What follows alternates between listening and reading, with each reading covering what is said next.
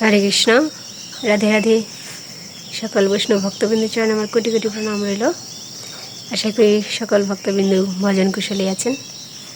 সবাই ভালো থাকুন, সুস্থ থাকুন। আপনাদের কৃষ্ণপ্রীতি জানিয়ে আজকে ব্লগটি শুরু করলাম। অনেক দিন পরে মঙ্গল আরতির পরে আপনাদের সামনে আসলাম, ব্রহ্ম মুহূর্ত।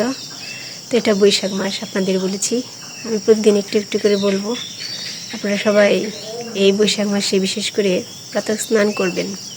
প্রাতঃ স্নানের অনেক মহিমা। ব্রহ্ম মুহূর্তে স্নান করতে পারলে অনেক পূর্ণ ফল হয়। তো এই বৈশাখ মাস ভগবানের 3টি মাসের মধ্যে বৈশাখ মাস। এই বৈশাখ মাসে পূর্ণ ফল প্রদানকারী। আপনারা এই বৈশাখ মাসে যত তুলসী দেবীর ভজন, তারপর সেবা পূজা, তুলসীর আরতি পরিক্রমা করতে পারবেন, তত আপনার পূর্ণ ফল হবে। আর পূর্ণ ফলে চিরমঙ্গল আপনার জন্য মঙ্গল বয়ে আনবে। তো ভগবানেরকে প্রসন্ন করার জন্যই এই বৈশাখ মাস। আর ভগবানের মানে শ্রীকৃষ্ণের প্রেয়সী কিন্তু তুলসী দেবী।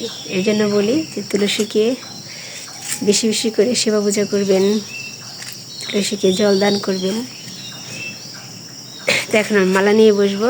অনেক কথা বললাম। এখন আমি যে মঙ্গল আরতি হয়ে গেছে, তুলসী পরিক্রমা হয়ে গেছে, এখন আমি মালা নিয়ে বসবো। মালা করে তারপর সকালবেলা আপনাদের সাথে আবার কথা বলবো। গোপাল দর্শন করুন। আমার এই যে গোপাল বসে আছে। আমার সেবা পূজা হয়ে গেছে। দর্শনার্থী আজকে 10টি মালা করেছি। তো আপনাদের গোপাল দর্শন দিলাম। আমার এই যে গিরিরাজ বসে আছে, তুলসী মহারানী। তো এই মাসে তুলসী দর্শন করলে অনেক পূর্ণ ফল, আলিঙ্গন করলে পূর্ণ ফল শুধু আছে। এই বৈশাখ মাসে তুলসীর মাহাত্ম্য শুধু। ভগবান শ্রীহরি অনেক অনেক প্রসন্ন হয় তুলসী মহারানীকে এই মাসে সেবা পূজা, তারপর পরিক্রমা, প্রদীপ, জলদান সব কিছুতে ভগবান শ্রীহরি অনেক প্রসন্ন হয়। তো সবাই তুলসী মহারানীকে দর্শন করুন।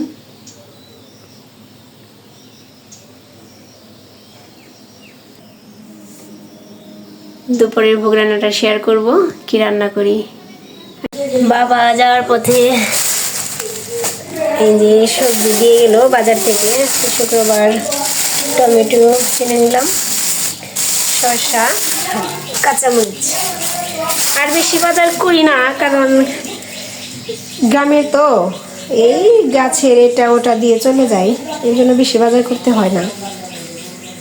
আর বাবা যাওয়ার পথে দুধ আর শাক দিয়ে গিয়েছিল, পাট শাক। এই যে ধুয়ে নিচ্ছি, রান্না করব। হাটে যাওয়ার সময় শাক আর দুধ দিয়ে গিয়েছিল, আবার এখন হাট থেকে আসার পথে বাজার দিয়ে গেল। তো আমি রান্না করবো আজকে, কি কি রান্না করি শেয়ার করব। সব কিছু এনে নিয়েছি, চুলা ধুয়ে দিয়েছি। এখন একটু ডাল রান্না করব। আর শুকিয়ে গেছে করলা, এই যে করলা নষ্ট হয়ে যাবে, তো এর জন্য ভাবলাম যে বেগুনটাও শুকিয়ে গেছে। এই করলা, বেগুন, আলু দিয়ে একটু পনির দিয়ে না পানিরগুলো চচ্চড়ি করি। যেদিন সবজিটা ভালো হবে সেদিন আপনাদের দেখাবো ভালো করে।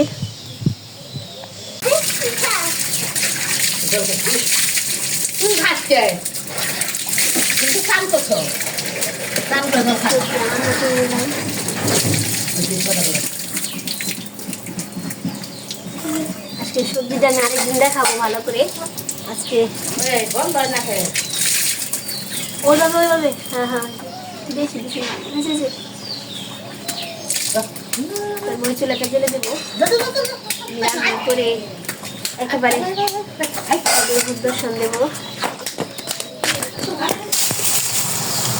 এই পাশে শাক বসিয়ে দিয়েছি।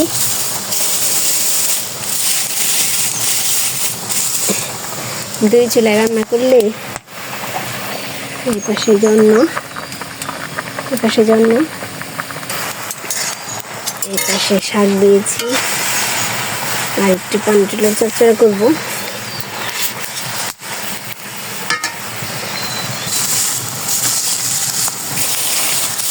একেবারে আপনাদের ভোগ দর্শন করাবো।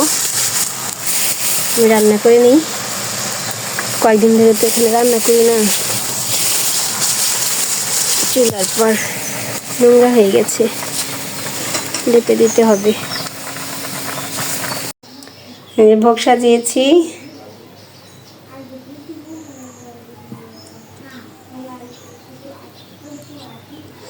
একটু তুলসী পাতা দিয়ে দিলাম। এই তরকারিটা আমি আরেকদিন আপনাদের দেখাবো, আজকে তো শুকনা সবজি ছিল, ভালো সবজি না, এর জন্য আমি ভালোভাবে দেখালাম না, অন্যদিন দেখাবো। তো ভোগ দর্শন করুন, ভোগ দর্শনে দুই ভোগ কাটে। এখন গোপালকে যথাবিধ ভোগ লাগাবো। রক্তিমকে পড়াতে এসেছি।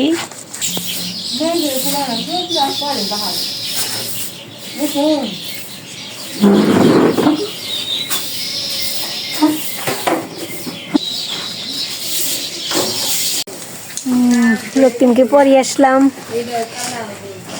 বর্দি তো কয়েকদিন ধরে শুধু ব্যস্ত ব্যস্ত, যে গরুকে খেতে দিচ্ছে।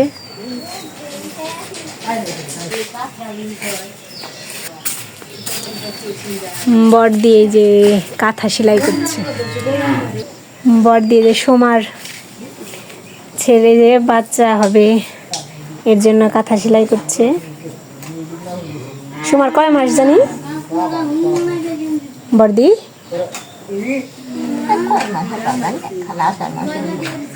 কয় মাস বলতে পারে না, যে মানে আগেকার মানুষ তো আষাঢ় মাসে হবে শুধু সেটাই জানে, বলতে পারে।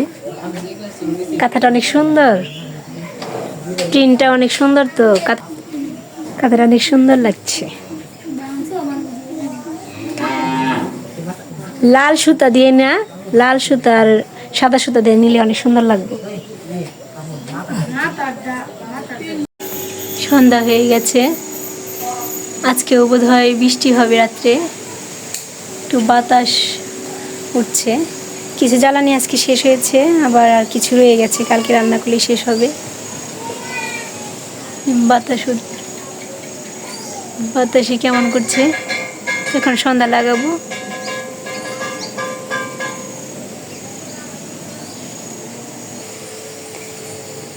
এখন বাইরে ঝরা বেঁধেছি, তো তুলসী গাছের ঘুরে এখন প্রদীপ দিয়ে আসবো, দিয়ে যেটাই যে পূজা দেই সেই তুলসী বৃন্দাবনীকে নিয়ে এসে পরিক্রমা করব, পরিক্রমা করে তারপর সন্ধ্যা লাগাবো, গৌর আরতি করবো, তারপর শিবা পূজা। তো আজকে ভিডিওটি এই পর্যন্তই। আমার সাথে থাকার জন্য অসংখ্য অসংখ্য ধন্যবাদ। তো সবাই ভালো থাকবেন, সুস্থ থাকবেন। বৈশাখ মাস, সবাই জপ করবেন, তুলসী শিবা পূজা করবেন। হরে কৃষ্ণ।